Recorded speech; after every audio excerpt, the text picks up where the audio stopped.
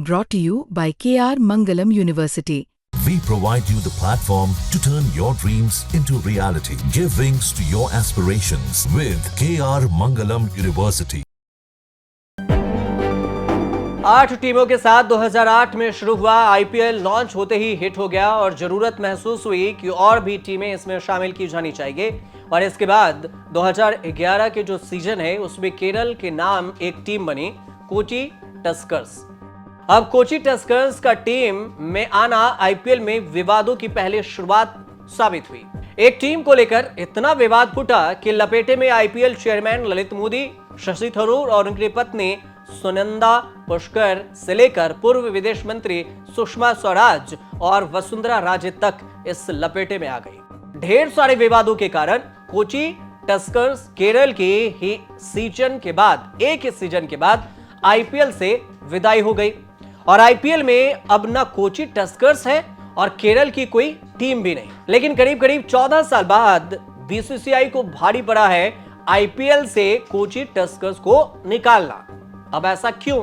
तो क्योंकि IPL auction में रोदेम्वू स्पोर्ट्स वर्ल्ड ने 1555 करोड़ के कोची टस्कर्स केरल टीम खरीदी।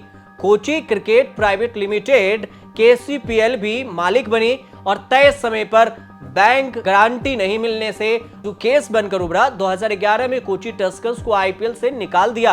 लेकिन लीगल फाइट शुरू हुई और लीगल फाइट में क्या हुआ है तो टीम के मालिकों जो कि केसीपीएल और आरएसडब्ल्यू बीसीसीआई पर चढ़ाई कर दी और इसकी वजह से हमारा 538 करोड़ का नुकसान हुआ।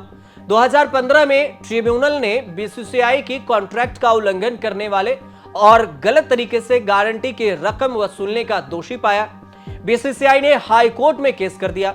10 साल की लंबी सुनवाई के बाद बॉम्बे हाई कोर्ट ने पाया कि कोची आईपीएल टीम बिना ठोस कारण के निकाली गई थी और आदेश हुआ कि बीसीसीआई को 539 करोड़ रुपए टीम मालिकों को चुकाना होगा। अब कोची टस्कर्स के मालिकों को लेकर बहुत साल से विवाद चलता रहा और इतना बड़ा विवाद है कि शशि थरूर की केंद्रीय मंत्री की कुर्सी चली गई। आईपीएल शुरू करने वाले ललित मोदी को देश से भागना पड़ा और तब यूपीए की सरकार थी। शशि थरूर विदेश राज्य मंत्री थे और सुनंदा पुष्कर उनकी पत्नी थी। कोची टस्कर्स के मालिकों और सुनंदा पुष्कर के शेयर को लेकर ललित मोदी के कुछ रिजर्वेशन थे।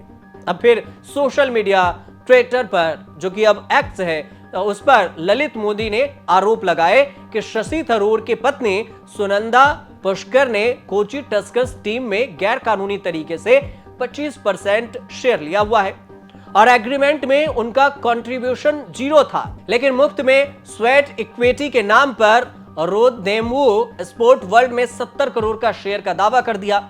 ललित मोदी ने आरोप लगाए कि मामले को उठाने पर शशि थरूर ने सुनंदा पुष्कर को बचाने के लिए धमकी दी थी और पिछले नवंबर में भी ललित मोदी ने शशि थरूर पर सुनंदा पुष्कर के लिए धमकाने के आरोप दोहराए।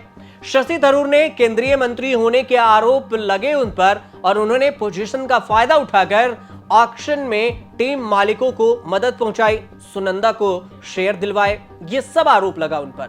अब बहुत ज्यादा विवाद हुआ और तब थरूर को बचाने के लिए सुनंदा ने 70 करोड़ रुपए की मुफ्त स्वेट इक्विटी लौटा दी। लेकिन तब तक बहुत देर हो चुकी थी और विवाद इतना बढ़ने पर भी शशि थरूर को मनमोहन सरकार से इस्तीफा देना पड़ा और फिर मामले की जांच ईडी को सौंप दी गई। ईडी शशि थरूर और सुनंदा से पूछताछ भी की और उसी दौर में आईपीएल को लेकर ललित मोदी पर भी शिकंजा कसने शुरू हो गए और टीवी राइट्स में गड़बड़ी, आईपीएल में धांधली और पैसों की हेराफेरी के कई सारे आरोपों की जांच ईडी ने शुरू की। तो फिर 2011 में देश से भाग गए ललित मोदी।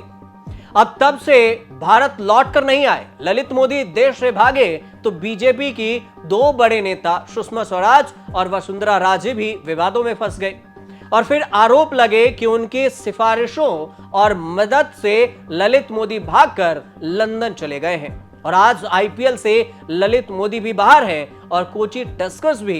सुनंदा पुष्कर जीवित नहीं है, शशि थरूर फिर मंत्री नहीं बन पाए, लेकिन बीसीसीआई और आईपीएल भी चल रहा है और उसे कोची टीम के मालिकों को चुकाने होंगे 539 करोड़ रुपए। तो ये कुल विवाद जो कोची टीम के टस्कर्स है उसको लेकर और फिर बीसीसीआई के बीच के ये विवाद की कहानी थी। आपको ये रिपोर्ट कैसे लगे हमें आप कमेंट जरूर कीजिएगा, अपनी राय हमें जरूर बताइएगा और फिलहाल आप हमारे साथ जुड़े रहिए और देखते रहिए न्यूज़ तक।